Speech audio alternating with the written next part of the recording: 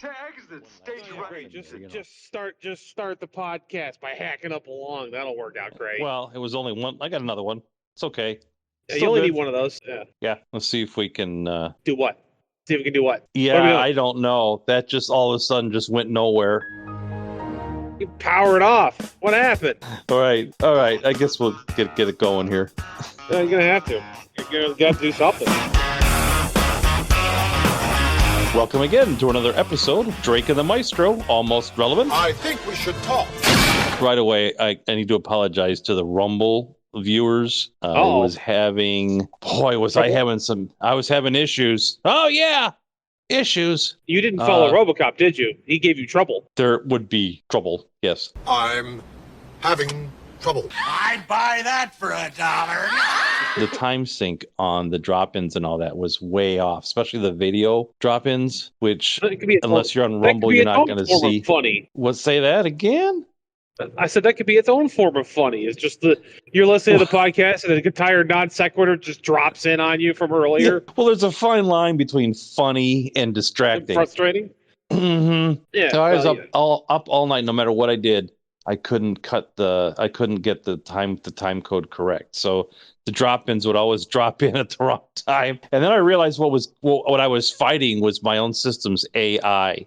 I got the new the big brand name AI assisted video editing suite that does more things than I need it to. But in the search for more money, the software developers of the version I had deactivated it because I didn't have, an active subscription or whatever it was they were looking for. So I couldn't keep using the same editing suite that I've used for quite a while. Oh, it's a Spotify thing all over again. Yeah. So I bought the latest upgrade, right? Which is, and at this time I read the ELUA, which states very clearly that the software will only, even though I bought it, will only be active for 3 years. So I've got that going for me. Yeah, so in 3 years you're forced to buy an upgrade, and because the software will deactivate. Isn't that great? Isn't that great that you can buy things now and you don't actually own them? Yeah. I mean, we're getting relevant again. We got to stop that. Stop. We better stop that. Yeah, you're right. Well, to get relevant, but in a good way.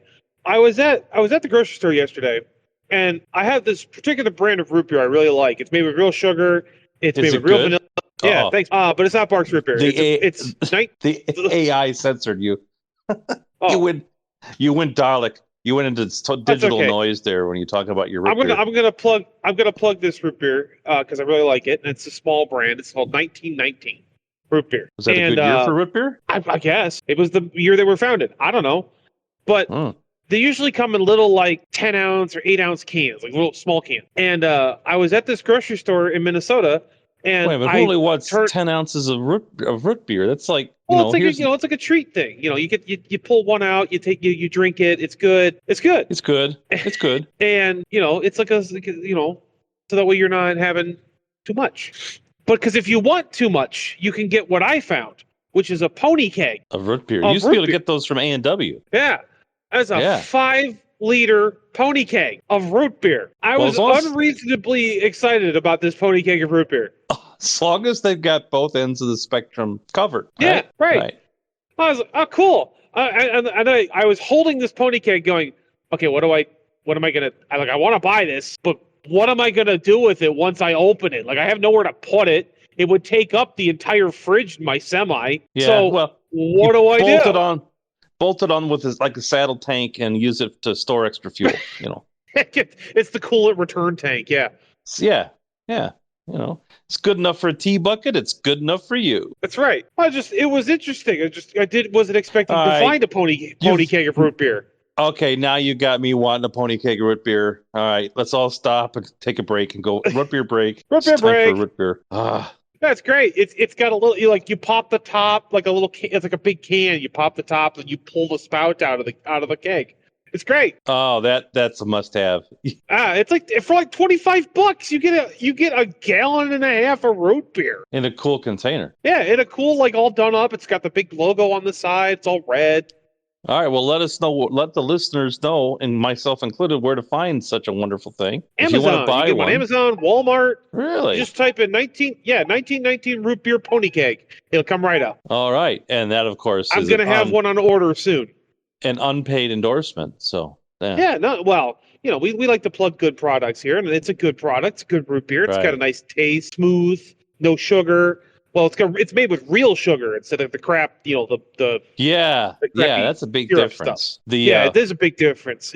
I can drink it without going for the rest of the day. There was a whole push from the Farm Bureau and its subsequent advertisers, and even the government the government ad people about how a high fructose corn syrup was just the same as sugar. It's just there's no difference. It's no difference. I beg to differ that there's a difference. Yeah. Your diabetic sensibilities beg to differ. Yeah. My diabetes begs to differ. Yeah. So it's made with real ingredients, real sugar, no caffeine. So if you just want a nice soda pick me up without all the crap, it's a good way to go. Yeah, something instead of slamming energy drinks, something different. Right, something different, something nice. A nice aperitif for the end of the day. Sure, or the middle of the day with your 1.5 gallons of root beer. It's a pony keg. Put it on your desk. Enjoy it throughout the day. Yeah, put it on your desk. That's what I'm gonna do with it when I get one. I'm gonna clear off the side table next to my recliner and put down a pony keg. Okay, there we go. I'm having college flashbacks now. All right, great. Man. Well, so thanks for the good root beer tip. Root beer tips. I want, but I don't want to forget. Memorial Day, last Memorial Day, that was the big race day, right? You had the Indianapolis, traditional. Yeah, it was Memorial the Day race, and the Indy, right? Yeah, and then there's the NASCAR 600 thing. They were doing. I thought it was 400. Well, they do with the 400 on the Brickyard, but there was some big NASCAR race, and this is what I'm getting to. I didn't get to see him, so I'm following the Indy series. And I'm going to name names. FS1, right? Isn't that Fox like Sports Fox's premier sports FS stands channel? For Fox Sports. Yes. So you have from Fox FS1. If you're following Indy cars, you have Indy car practice. You have Indy car. This is for the series, but specifically for the Memorial Day race at Indianapolis, you have. It was like the Super Bowl of racing because there was all manner of special IndyCar racing. This is practice. This is qualifying. This is pre-qualifying practice. This is us talking about, and each one of them is a 3-hour recording on the DVR on FS1. Right. I'm like, okay, it's good. I didn't watch everything wall to wall, but a nice sampling. That's good. Right. And I was busy doing things on Memorial Day, and I figured, okay, well, I'm going to let the race record on the DVR, and I'll end of the day, I'll sit back and watch it. Right? Wrong. I had checking the DVR. There's all the pre-race ceremonies. There's practice qualifying. There's special programming. It's about Indy cars and NASCAR and all the wonderful things that are going on, and then you get to, okay, I'm going to play back the race, and denied. It's not on FS1. It's only Fox. available. It's only available on Fox. The big race that everyone's going to want to listen to and everyone's going to watch and everyone's going to tune in and set in their DVRs is not on FS1. It's only available if you happen to switch over and right. And they did that with NASCAR too. So you couldn't. Yeah, they did. What is that? Stop it. I don't know. The WWE did the same thing. They signed this big deal with Netflix to be exclusive streaming on Netflix, right? They're going to stream on Netflix for Raw and all, and like, but then if you want to, I was like, oh, cool, I can watch WrestleMania, right? Which I just kind of started getting back into wrestling a little bit, just as a form of entertainment. And so I was like, I signed up for Netflix because I was like, I'm going to watch WrestleMania on Netflix, right? I get it all set up. I get, paid for whatever. I'm kind of watching episodes of Raw, waiting for WrestleMania to start because I had the weekend off. So it was a 2-day event, the whole thing, right? Kind of similar situation. I got all the, I'm watching new episodes, watching. You got your pony keg of root beer on the table. Hold up to it. Pony keg of root beer there. Right. Right. And you're all ready to go. The time comes for WrestleMania to start, and I look for it on Netflix, and it's not there. Can't find it. I'm looking for it. It's not there. And so I Google it, because it's the only way. Netflix doesn't have good resources to look things up. I Google it. It's like, where is WrestleMania on Netflix? And it comes up. It's like, oh, WrestleMania will be on Netflix in every other country except America, where it's on Peacock. Of course. There you go. Like, how? What? How does that make any sense? You just made this big deal about signing this contract with Netflix, and now it's not there. I'm going to have to introduce you to the international VPN strategy. So you can, you set up a VPN, and then you tell the VPN. I've got one. Yeah, so I've got one. Just choose choose a country. I could have done that. Yeah, I should have done that. But that doesn't make for a good rant, No, it just kind of defeats the purpose of the whole thing of like, hey, we've signed this big deal. Yeah. We've put all this marketing into this thing. You'd think they would stream it, but no. Or you would think that they would, in the countries they're streaming, they would advertise, and then in the US, if they're streaming on the different one is advertised. We can do that. We can have targeted marketing. It's a thing. You would think. It's allowed. We know how to do it. It's allowed? We'll do it. Is it allowed? Yes. I'll do it. I'll set the building on fire. My stapler. There were 2 squirrels. They were married. They lived outside my window. Yeah. It's a nice red stapler you got there, Milton. It's my swing lane. It's my swing lane. Well, I'll burn this wall. Since we're going on and on about programming, okay? You know how you're watching your streaming and the algorithm takes the wheel, and it starts suggesting things. I ignore those. Yeah. I don't want to. Don't suggest things for me. Sometimes it's okay, but I'm a creature of habit. I like what I like, and I don't want to venture outside of what I like. Well, I'm tired of going around in circles watching the same stuff. I like to branch out, see what the kids are doing. Circles are nice. They're nice, round. They're smooth. You can wear a nice pattern in them. Circle. It's nature's geometric perfection. Good grief, perfection. Anyway, you're right there. No, I think I'm having a stroke. Everything is tasting purple, okay? Yeah, do we need to call you the Bondulance? I don't know what I have been having trouble with the low blood sugar. I was hypoglycemic for days. This is the first day. Is it where it's like high or low? Low. Hypo is low. Hyper is dangerously low, and really haven't. It's like 2. Two, and you're dead. So that explains a lot right there. Well, you've been clinically dead for years. Yeah. So I'm following. I want to look at some new stuff and just see if there's something other than where I've been churning. And so I just let the algorithm take me to a Zombies on the Train movie, which okay, I can. Zombies on a train. It's like Snakes on a Plane, but with zombies, I guess. I don't know. Yeah. Okay. Same director, maybe. Right. So it's got a real nice naming. Snakes on a Plane, Zombies on a Train. Yeah, maybe they'll be like heffalumps in a car next year or something. You got your planes, your trains, and your automobiles. So it did have an interesting premise, and I thought, well, we'll give it a shot. And it comes on, and the first thing I see are Korean titles, right? It's gonna be good. This is either gonna be really good or really bad. That's what I thought. I thought, this could be another Fukushima 50 movie. Or yeah. So. But it's Korean, so it could be, who knows? I'll give it a chance. Yeah, the Korean film market's kind of doing some things recently, so, This is definitely going to be different than my normal fare, so, okay, we'll give it a chance. And it had potential. Like, the guy goes through a checkpoint, and I don't know how the train gets involved yet, but he's driving a small truck, like one of those... those, what do they call them? Kansai trucks or whatever they are? The little 600cc Japanese.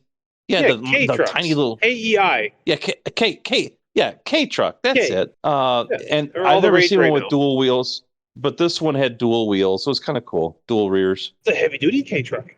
Yeah. Same engine, just bigger tires, And he goes through some checkpoint where they're spraying the truck with some kind of, like, chemical. Disinfectant of some kind, and it's like they took a toll booth and caged it in and then spraying with disinfectant before he could go into this other area. Then he takes off driving down the highway and he hits a deer and he's like, what the, and he's like in Korean, or whatever language. I thought I heard Spanish, right? And then he gets back in the truck and drives off. And this is the mark for me of a movie that, as you were saying, could go either way, because I'm getting the vibe of the movie, and there really isn't any dialogue. It's all being done with pictures, with the different. So that's good. It's all done with like filming. Yeah, cinematography even. To exit stage right. Thanks, Snagglepuss. But I thought I heard Spanish because he's like, and looking at and then he drives off and leaves the deer there on the side of the road. Which, Tagalog. That's what Tagalog you do. Was like, it sounds Tagalog, which is an Asian dialect, sounds a lot like Spanish. Well, there's a reason why I thought I heard Spanish, and I'll get to that. And then the deer, like all of a sudden the bones go back together and it stands up and the eyes are like zombie blank. Deer. Yeah, it's zombie deer. Like, cool, right? Revenge of the Deer. And then they ruined it. Oh. Because their dialogue started and it was in Spanish. It was a Spanish overdub of an English overdub that was originally filmed in Korean. Movie. Yes. Like, okay, that's it. I can't. I just can't. Did you try the settings? Did you try the language settings to see if you could change it back to English? It was set to English. To English, and it's talking to me in Spanish. I turn on the subtitles, and I can only get Korean. It's Korean. So I guess I'll never know what that movie said. For you in particular. I think it's just Revenge of the AI. I think that's what happened. It was just the whole week was Revenge of the AI. Algorithm. I got it. Yes, I did. From my video editing suite to my choice in movies. So you just got jammed. Did I learn my lesson? Nay. No, of course not. No. I've known you for years. So, would you learn your lesson? No, of course not. You're gonna stubbornly drive forward like it's like just until you get your head caved in. Why do you keep allowing them to why do you keep hitting yourself in the head? Well, it feels good when I stop. Right. So I backed out. I said, I can't deal with this. I can't, it's a Spanish Korean movie. Anything that was dubbed to English and then dubbed again to Spanish, and the subtitles are in Korean and it says English, and I'm out. So I never found out about the zombies on the train. Oh, somehow the guy gets on it. I know, inquiring minds want to know, but not that badly. So you needed to go find the Spanish version and watch that, because that would have been in English. No. No. You're no fun. So I get back to the main menu. Oh, menu. And it said, well, if you didn't like that, you'll probably like this. And it was a show. You'll hate this. It's a show called Motorheads. I'm like, okay, I'm kind of a Motorhead, right? And I'll figure I'll give the AI I hate the title already. You will. I gave the AI one last chance. So I click it, and it starts with a drag race, And that's the last time you see a car in that show. That's right. You called it. The teenage kid races for pinks, which I guess that's only a California thing. Those of the Midwest, we just say you race for title, right? Yeah, because I guess in California they give you like a pink slip that is your title. Right. You California people can comment about that. Yeah, you can go. Once you stop dreaming, you can come comment about it. Right. Dodge the fires along the way. Okay, and that was kind of. But there was a warning to me to begin with, because the car that he lost to, they used every single car cliche out there. So the kid stole the dad's Corvette. He's gonna, it's a classic vet. He's gonna be the new street strip hero, because there's street racing and some of the Corvettes, but they really had to be worked on. You either have to do pre-60s or post-90s. Everything in between the dog. Yeah. But anyway. Well, like the Beach Boys were singing about with the fuel-injected Corvette, which was a 327 Fuelie, which would and a 413 rear end, isn't going to take down a super stock Dodge. It makes for a cool song, but there's a reason why the Dodge was called the Montrose Missile. Anyway, none of that is in this movie. You would think they would, if they're doing all these callbacks, they would, but the guy that supposedly the unbeatable street racer shows up late. This other kid thinks he's going to win with his dad's Corvette, and the street racer's got every bolt-on piece of garbage on the car. And of course, at the last minute, wins the race and laughs and like, oh, my dad's really going to get me. And then there's the opening title, and then it's Neverwood Part 2. They took the whole script and premise of Everwood and just added a crazy uncle who was into cars. The kids are suffering from Neverwood. That's the show that I had been watching that had Treat Williams in it. That was just basically teenage angst and a bumbling father. Loses the mother. Television. Yeah, they lose the mother, move to Colorado, start having problems. The kid's brooding in his piano studio and wants to be a Juilliard pianist, and gets hooked up with a manipulative, needy girlfriend, and that's what the whole show is about. Could have just said girlfriend. You said the same thing twice. Well, I wanted to make sure I got the point through. I don't know what it's like for you kids out there these days, but I'm glad it's not me. That's all I can say. It's not me either. I've just voluntarily backed out of the whole thing. Like, you know what? I don't know what's happening here, but no. My neighbor's son is still kind of in the dating pool. He's like, man, it's brutal out there.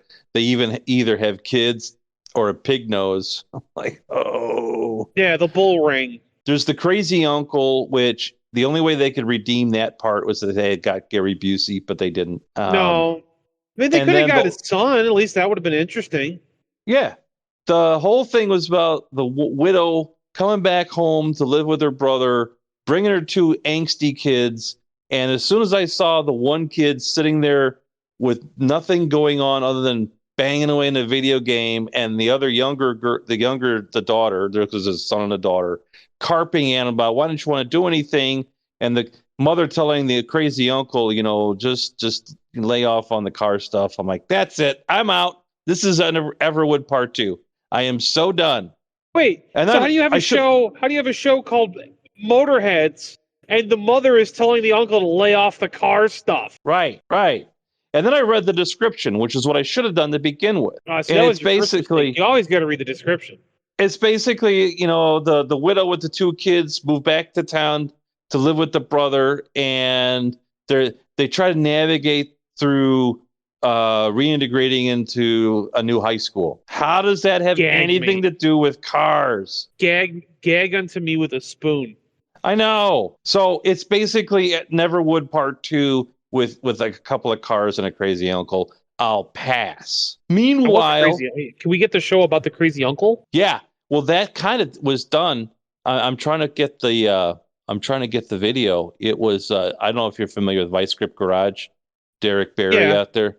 All right, he was in a movie and he played the kind of the crazy gas station owner for a bunch of Motorhead kids who are out like fixing up cars and racing them and stuff. It's an independent film, and I saw the preview and I'm trying to get my hands on the video. And stuff like that can't get funded, but they fund this crap. We gotta go to Netflix. Don't greenlight anything. I guess. Sorry, I had another strange noise moment where I'm hearing this ka-clunk, ka-clunk, and it just started, and I'm like, what in the world is that noise? I get to play that game a lot recently. What's that noise? What is that noise? And so I'm looking around my truck. I'm like touching different things, trying to figure out what's making that clink, because it's rhythmic. Man, what is that rhythmic banging? Yeah, what is that? Yeah, what is that? And I realize I roll my window down, and I realize it's the crane directly across from me that's pounding the pylons in for the bridge that they're rebuilding. Oh, so it's not the seat cooler, No. Malfunctioning. That reminds me to kind of wrap this whole thing up. I have a funny story. So my truck. Well, it's good because we haven't had any funny stories yet. So it's we haven't. No, you brought nothing to this table. You brought nothing other than your terrible television, and I can't believe you disappoint the listeners like that. I know, it's terrible. So I'm laying in my truck. I gotta talk about what happens and what interests me. Otherwise, what am I gonna talk about? I don't know. Something interesting, I suppose. Okay. I'm laying in bed and my alarm goes off, and I realize I don't need to get up right now. Like I'm still tired. I'm not on a time.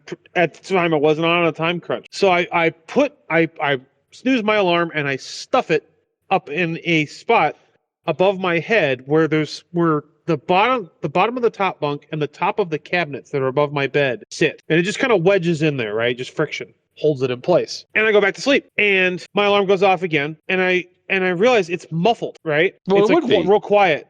I can hear it, but it's quiet. And I kind of sit up and I'm like, well, no, usually sitting there, it's quite loud because it kind of echoes around in there. Anyway, I realize I can hear it, but it's muffled. And I I kind of sit up a little bit and I push on the wall panel, the back wall of my truck. Yeah.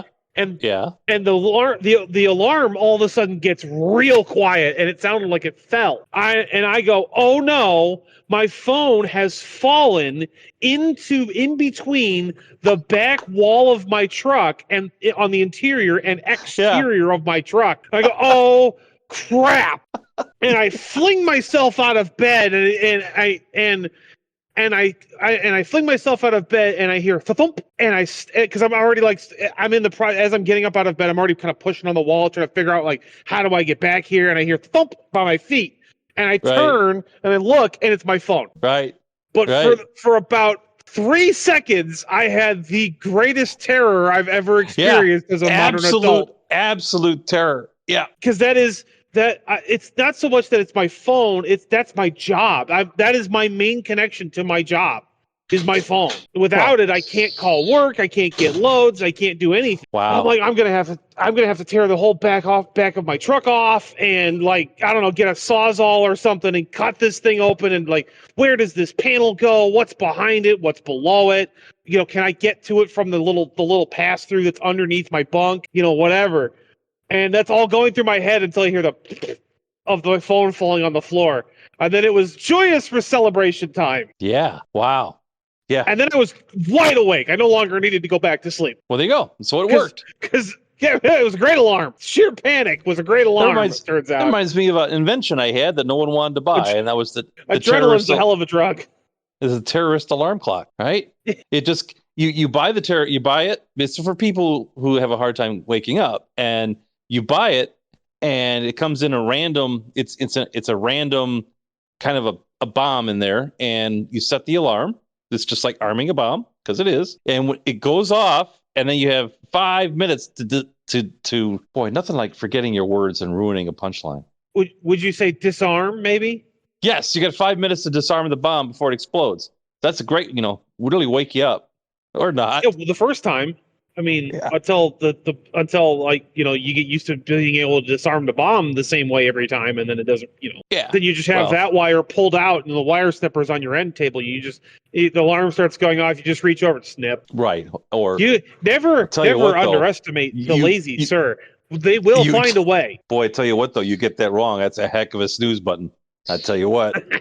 It's kind of a semi-permanent snooze button, really. Yeah. That reminds me of a meme I saw that was, I can't come into work, there's a cat on my truck, and the boss texts him back, he's like, just move it, and he sends him a picture, and it's like a dozer laying on the top of his car.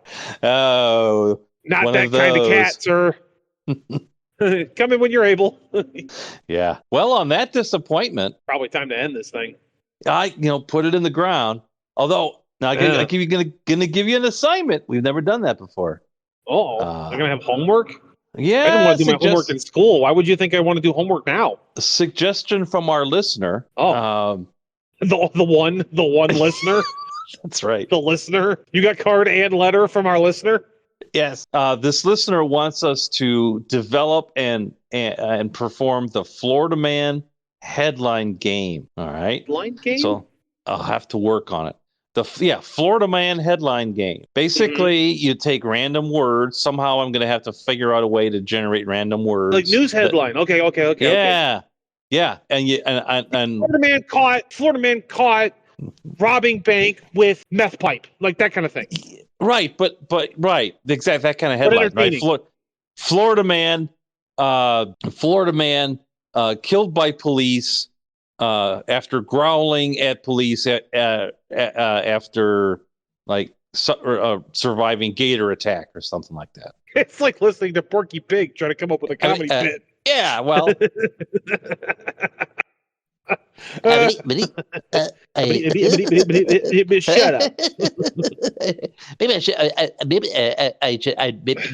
I should. You do that long enough, it'll happen. It'll be permanent. I was doing that the other day, and our the doggy freaked out. She's like, "Stop it!" Just looking at you real intensely, up in your face. No, she was up in my grill making dog sounds, like, stop. And it wasn't like friendly.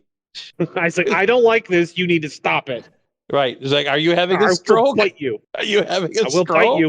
That is not normal for you or anybody, really. Good doggy. She has made, I mean, doesn't have any cattle or goats or anything, sheep to herd. So she's herds got old your people. insane ramblings to listen to. Right. It's fine. She manages me. Like last night. She's got your opinions on tapioca pudding. Last night, all the vitals are stable. I could finally go to bed, and I pick up the remote. I'm thinking, oh, what else is on the algorithm? And the dog came over, and she's like, put down the remote and go to bed. She just puts her paw on your hand, pushes the remote back down. Like, no. Yes. All right. I'm tired, therefore you're tired. There's nothing like a blue healer to run things. That's all I got to say. No. But anyway, I don't understand why the Kennel Club, the American Kennel Association, says they're not good for children to have around children. They will herd your children. Yes, but they also tend to do that with their teeth. Well, Yeah, I'm not opposed to some children, experiencing some life lessons early on. But most people are. So, and on that revelation, we should end. All right. Thanks for listening. If you need to contact us, as always, you can reach us at DrakeAndMaestro@outlook.com. And tune in next week whenever that. Why do I say that? Same bat time, same bat channel, something Tune in next time when the Maestro says, I got to make a left turn in Jersey. Thanks for listening, and adios. Adios. Arrivederci. Hasta la vista. Adios. Adios, muchachos, caballeros. Will you get out of here? Wow. I don't know what's going on today. I think it's a fact. Honestly, it sounds like your brain is buffering. It is. It would get to a point, and then it was just the circle would come on, Yeah, just spin. the death pinwheel. Yeah.